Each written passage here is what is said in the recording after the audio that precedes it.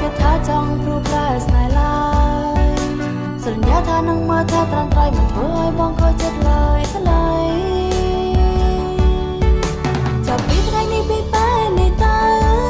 អូននឹងពីពេលត្រូវកាន់ដៃគ្នារហូតយើងត្រូវសន្យាថាមិនខ្វល់ត្រូវចាំពាក្យសន្យាណាបងសន្យាបានតែថាយើងស្រឡាញ់គ្នាសន្យាបានតែថាយើងមិនបែកគ្នាស្រឡាញ់គ្នាស្មងក្តីស្នេហ៍មិនប្រែទៅណាយើងនឹងកាន់ដៃគ្នារហូតណាជីវ៉ា